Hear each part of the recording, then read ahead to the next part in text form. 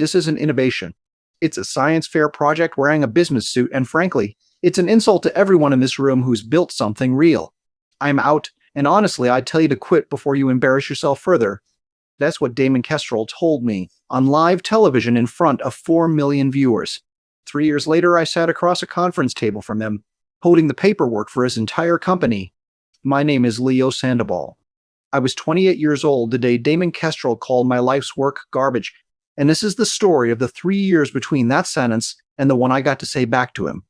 I built Ember Dynamics around the single idea I'd been carrying since I was 19 years old, watching my younger cousin struggle with a prosthetic leg, so expensive and so poorly fitted that he'd stopped wearing it entirely rather than deal with the constant pain. I spent 9 years afterward developing a modular, adaptive prosthetic system, built from low-cost components that could be 3D printed and fitted locally, cutting the price of a functional prosthetic limb by roughly 90% compared to anything else available at the time. My cousin Mateo was 12 when the accident happened, and I remember with total clarity sitting in a hospital waiting room while my aunt explained, quietly, that the prosthetic he actually needed cost more than she made in an entire year, and that the one insurance would actually cover fit poorly enough that he'd rather use crutches than wear it in public. I was 19, studying mechanical engineering, and I remember deciding in that specific waiting room that I was going to spend my career making sure that particular impossible choice stopped being the choice families like ours had to make at all. I want to say plainly that the technology worked. We completed 2 independent clinical trials by the time I walked onto that stage. We had letters of intent from 4 regional hospital networks. What we didn't have was the $2 million in manufacturing capital required to scale from prototype to actual production, which is exactly why I was standing under those studio lights in the first place. Number 1 was, at the time, the most watched investment pitch show on television, 5 wealthy investors deciding in real time whether an entrepreneur's entire life's work deserved funding or public humiliation, depending on which made better television that particular week. Damon Kestrel was the panel's most feared investor. A man who built a diversified holding company worth several $billion and had over 6 seasons developed a reputation for savage, often cruel commentary that the show's producers clearly encouraged rather than discouraged given how reliably it drove ratings. I'd watched clips of his previous demolitions before ever applying to the show myself, telling myself, with the specific overconfidence of someone who's never yet been on the receiving end of something like that my data was different, that clinical trials and hospital partnerships would matter to him in a way. Charisma and vision statements clearly hadn't mattered for other founders he dismissed. I understand now how naive that specific confidence actually was. I pitched for 11 minutes, walked a panel through the clinical trial data, the unit economics, the hospital partnerships already in place. 2 of the 5 investors seemed genuinely engaged. Damon Kestrel spent most of my pitch checking something on his phone. "Can I be honest with you, Leo?" he said. Once I'd finished, in the specific tone I'd later learn meant something considerably worse than honesty was coming. This isn't innovation. It's a science fair project wearing a business suit, and frankly, it's an insult to everyone in this room who's built something real. I told him, as steadily as I could manage under studio lights with 4 cameras trained on my face, that we had 2 completed clinical trials and 4 hospital networks ready to sign, considerably more validation than most pitches that panel had funded that season. "Clinical trials from where exactly?" he said. "A university lab that needed a case study for a grant application? I'm out, and honestly, I'd tell you to quit before you embarrass yourself further." Nather, the other 4 investors, watching Damon's dismissal land with the particular weight his reputation carried, declined one after another, none of them willing to back a project the panel's most feared voice had just publicly called garbage, regardless of what the actual data showed. I remember sitting backstage afterwards, still wired with a microphone pack the production assistant hadn't yet collected, watching a producer's face carefully avoid meeting my eyes. The specific professional courtesy people extend to someone whose worst day is about to become considerably more public than they currently understand. I want to tell you what the following weeks looked like, because I think people who haven't experienced viral humiliation specifically don't fully understand the mechanics of it. The clip of Damon's dismissal, science fair project, wearing a business suit, was edited into a 14-second video that had, within 3 days, been viewed more times than the entire rest of that season's episodes combined. It became a meme format within a week. My own stunned expression captioned onto unrelated failures across the internet. I remember scrolling past a version of that captioned image on a stranger's social media post about an unrelated cooking failure, my own face, frozen mid-flinch, captioned "When the souffle doesn't rise." I sat with my phone in my hand for a long time after finding that particular post, understanding, with a specific new clarity, exactly how completely a single televised sentence could detach itself from the actual person it had originally been aimed at. My co-founder Priya held on for about a month, for the reality of it became unavoidable. Our remaining seed investors, spooked by the viral humiliation regardless of the underlying data, quietly withdrew their follow-on commitments. 2 of our 4 hospital partnerships evaporated within 3 weeks, hospital administrators citing reputational concerns. Nobody wanted to state more directly. I remember the specific meeting where our largest remaining investor withdrew, a considerate man who genuinely seemed to regret the decision, explaining that his own limited partners had started asking pointed questions about the fund's association with that viral pitch, questions he found himself unable to answer satisfactorily despite believing, personally, that the technology remained sound. It was, I think, the specific combination of that meeting and Priya's resignation the following week that made the shape of the collapse finally undeniable to me. I'm not leaving because I stopped believing in the technology, Priya told me the day she resigned. I'm leaving because I can't keep paying rent while waiting for the internet to get bored of us being a punchline. I told her I understood completely and I meant it. Ember Dynamics filed for dissolution 11 weeks after that pitch aired. 9 years of work dismantled by a 14-second video clip and a phrase Damon Kestrel had probably forgotten within a day of saying it. I want to tell you about the specific moment that changed everything because it's the hinge this whole story turns on. I was scrolling through my own name, the way you shouldn't but eventually do anyway, and found a financial news article from 3 weeks after the dissolution. Quoting Damon Kestrel at an industry dinner, asked casually about that prosthetics kit from the show. He'd laughed and said, I don't really remember the specifics. I see 100 of those a year. Most of them are exactly as forgettable as they deserve to be. I sat with that sentence for a long time. He hadn't just dismissed the idea. He'd already, weeks later, forgotten it existed at all, casually, the way you forget something that never mattered enough to remember in the first place. I decided sitting there that I wasn't interested in ever making him remember through anger. I was interested in making him remember through arithmetic. I took a job as a mechanical engineer at a medical device manufacturer 8 weeks after Ember Dynamics dissolved. The kind of steady, unglamorous position that let me keep working with prosthetic technology professionally while I quietly figured out what came next. The job itself was considerably less ambitious than anything I'd been building at Ember Dynamics, mostly quality assurance work on components other engineers had designed, though I found, somewhat to my own surprise, a specific kind of relief in doing work that nobody expected to change the world. My manager there, a patient woman named Rosalind who had no idea about the viral clip when she hired me, simply saw a qualified engineer who showed up on time and did careful work, which was, that particular year, exactly the kind of anonymity I needed most. I kept developing the core technology privately, on my own time, filing incremental patent improvements under a small personal holding entity that never once used my name in any public-facing capacity. I want to be honest about how slow that period felt. 18 months of unglamorous engineering work, evenings spent refining patents nobody outside a small circle knew existed, watching my own viral humiliation clip occasionally resurface in biggest pitch fails compilation videos with millions of views. Priya called me during month 14, having spent the intervening time at a private equity fund specializing in distressed technology acquisitions. I've learned something in this job that I think you need to hear, she told me. Companies don't usually die from one bad decision. They die from several bad decisions made by people who stopped being questioned by anyone in the room. I think Damon Kestrel is about 3 bad decisions away from a considerably worse year than the one he gave you. Haptics. We founded Solvent Capital together 18 months after Ember Dynamics dissolved, a small distressed asset fund specializing in acquiring undervalued hard technology companies, structured deliberately to stay out of financial press coverage entirely. Priya handled every external relationship personally. My name appeared on no public document connected to the fund at all.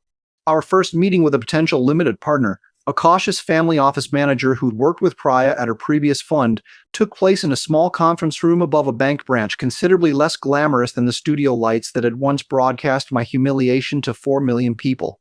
I remember finding a specific comfort in that unglamorous room, understanding that whatever we built there would have to earn its reputation slowly, through actual results, rather than through a single dramatic television moment that could just as easily be taken away again.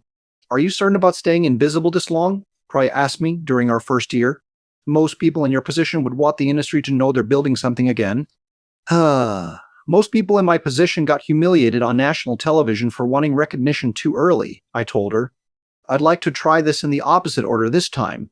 Solvent Capital's first two acquisitions were unglamorous, deliberately so. A bankrupt industrial sensor manufacturer, a struggling regional medical supply distributor. Both purchased at steep discounts. Both restructured carefully rather than stripped for parts. Both eventually profitable within 18 months. We built a specific, quiet reputation among distressed asset brokers as buyers who actually understood the underlying technology rather than simply the balance sheet. A reputation that mattered enormously once the third acquisition came along. I spent considerable time personally on both of those early acquisitions, walking factory floors, talking directly with the engineers whose jobs depended on whether we understood what we were actually buying. I found something quietly restorative in that work, considerably more so than I expected given how far it seemed on the surface from the prosthetics technology I'd once believed was the only thing I was meant to build.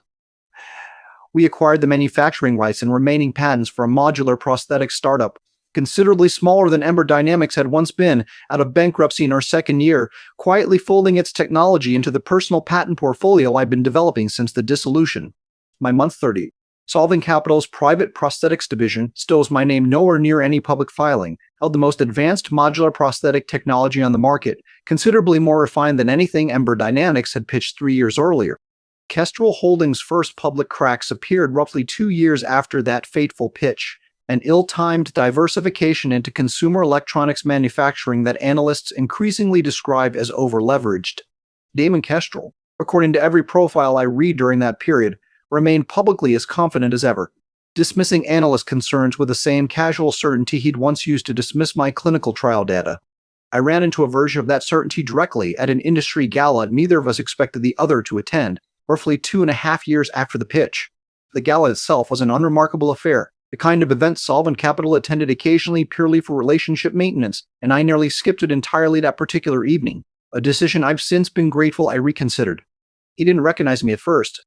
3 years in a considerably better suit having changed enough about my appearance that recognition took him a genuinely long moment. I watched him scan the room the way men like Damon always seem to, cataloging who might be worth a conversation and who wasn't, clearly placing me, initially, in the second category entirely. Leo Sandoval, he finally said, once it landed. I heard you'd gone quiet. Found something more sensible to do with your engineering degree. Something considerably more profitable, certainly, I told him. I run a fund now. Distressed assets, mostly hard technology companies that lost their way. Interesting pivot, he said, with a specific condescension I remembered precisely from that stage 3 years earlier. I'd have thought after the television appearance, you'd want to stay as far from public scrutiny as possible. I found private scrutiny considerably more useful, I told him. It's remarkable what you can learn about a company's actual financial health once nobody's performing for cameras anymore. It didn't have an immediate response to that, though I watched him file the exchange away as simply another odd, forgettable conversation, the same way he'd once filed away an entire clinical trial as beneath his attention. By month 34, Kestrel Holdings' financial position had deteriorated considerably further than the public reporting fully captured. A detail prized careful monitoring of the company's debt structure had tracked in increasing detail over the preceding 6 months.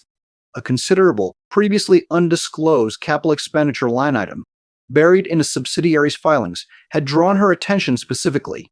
There's a research and development expenditure here that doesn't match any of Kestrel's announced product lines, she told me, during one of our weekly reviews.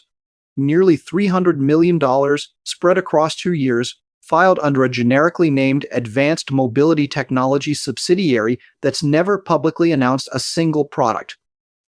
I asked her to dig further. What she found over the following month would matter considerably more than either of us initially understood. Praya's investigation, conducted mostly through patent filings and supplier contracts, a determined researcher could piece together entirely legally, revealed a pattern that took her nearly 3 weeks to fully confirm. The Advanced Mobility Technologies subsidiary had quietly hired away 2 engineers from a smaller prosthetics competitor, filed a handful of patents describing a modular limb system with specifications suspiciously similar to the pitch Damon had once dismissed on live television, and burned through nearly $300 million without ever bringing a single working product to market. I remember reading her final summary memo twice, sitting alone in my office long after Praya had gone home, understanding exactly what I was looking at. Kestrel Holdings' financial crisis became fully public in month 35. A credit downgrade triggering covenant defaults across nearly every major subsidiary, forcing the board into an emergency search for a buyer willing to inject enough capital to avoid outright bankruptcy. Solvent Capital submitted its acquisition proposal through standard, entirely anonymous banking channels, structured deliberately so the Kestrel Holdings board would evaluate the offer purely on its financial merits before ever learning who was actually behind it. The offer was, by every objective measure, the strongest on the table, and the board accepted it within 3 weeks, still unaware of the buyer's identity beyond a holding entity's name that meant nothing to any of them. I remember the specific satisfaction of reading the board's acceptance letter addressed to a shell entity's registered agent rather than to me directly, understanding that Kestrel Holdings' own directors had just voted, unanimously and enthusiastically, to sell their company to the person their chairman had once called a science fair project on national television. The merger signing was scheduled as a globally live-streamed event. Kestrel Holdings' public relations team, apparently still operating on old instincts, framing the acquisition as a strategic partnership, rather than the rescue it plainly was. I found a certain grim amusement in watching them prepare the same kind of made-for-television spectacle that had once helped destroy my own company. I arrived at the signing dressed in a tailored suit I'd had made specifically for that morning, the kind of careful, deliberate presentation I'd once believed at 28 mattered less than the strength of the underlying data. I understood now that it mattered considerably more to rooms like this one than I'd wanted to admit 3 years earlier, and I decided, walking in, that I intended to use every advantage available to me. I remember the specific walk from the car to the building, Priya beside me, neither of us speaking much, both of us understanding exactly how many cameras were about to be trained on this particular entrance. She squeezed my arm once, briefly, before we reached the doors. The same quiet gesture of solidarity she'd offered outside a very different building, 3 years earlier, on a considerably worse day for both of us. Damon Kestrel stood near the conference table as I entered, considerably thinner than I remembered, the specific gaughtness of a man who'd spent recent months fighting a financial crisis in every waking hour. Cameras from a dozen networks lined the back of the room, broadcasting live to an audience considerably larger than the one that had once watched him call my life's work garbage. I'd rehearsed almost nothing for this exact moment, despite 3 years of imagining some version of it during difficult stretches of the rebuild. I found, standing just outside that door, that I didn't actually need a rehearsed line. Every sentence I was about to say had simply been true for a very long time already, waiting for the right room to finally say it in. He looked up as the door opened, clearly expecting an anonymous fund representative rather than the face that actually walked through it. I want to describe his expression slowly, because I've replayed that specific half-second more times than almost any other moment in my life. Recognition arrived considerably faster than it had at that gala 2.5 years earlier, his memory apparently sharper under the specific pressure of imminent professional collapse than it had been at a relaxed industry dinner. "Leo," he said. "Just that. Just my name." The color already draining from a face that considerably less color left to lose than it once had. "Hello, Damon," I said. "I understand you're having a difficult few months." I turned, deliberately, to look directly into the nearest camera before addressing him further, understanding exactly how many people were watching this exact moment unfold live. 3 years ago, I said, you told me my idea was garbage, on this exact kind of stage, in front of an audience considerably larger than the one you're used to now. Today, I'm buying your entire company for roughly 10% of the profit that garbage idea has generated since. The room, considerably fuller than the size of the conference table suggested, went completely silent. The specific silence of a live broadcast audience realizing, all at once, that the story they tuned in for was considerably more dramatic than any prepared script had promised them. "Menace is absurd," Damon said, though his voice carried none of the confident dismissal I remembered from that stage. "You can't possibly expect me to sign a merger agreement live on air, in front of— I expect you to sign the merger agreement your own board unanimously approved 3 weeks ago," I told him, "based purely on the financial terms, before either of us knew who was actually sitting across this table from you today. The identity of the buyer doesn't change a single clause of that agreement, Damon. It just changes how uncomfortable you're currently finding this room." He sat down slowly, the specific posture of a man who understood, in real time, that every option available to him had just narrowed considerably. "I want to be fair to you," I told him, "in a way you weren't fair to me on that stage 3 years ago. I'm not here to destroy Kestrel Holdings out of spite. I'm here because your board's own financial data made this the strongest acquisition opportunity my fund has evaluated in 3 years, and because, frankly, I've spent those 3 years building the exact kind of company you once told me I wasn't capable of building at all." Damon didn't respond immediately. I watched him search visibly for some version of the composure that had once made him the most feared voice on that entire panel, finding considerably less of it available to him than he clearly expected. For what it's worth, I added, I don't think you're a uniquely cruel person, Damon. I think you're a fairly ordinary one who happened to have a stage large enough to make ordinary cruelty look considerably more consequential than it would have anywhere else. That's not really an excuse. It's just, I think, the actual explanation, and I found it useful to understand it clearly before walking into this room today. Here's the twist I want to tell you about now, the one that mattered more than the acquisition itself, and the one Damon himself didn't yet know I'd already discovered.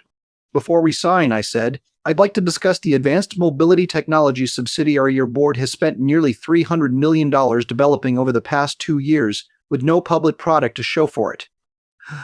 Damon's face changed again, a different kind of pale than the one recognition had produced moments earlier. That's confidential research, he said. Due unrelated to this transaction.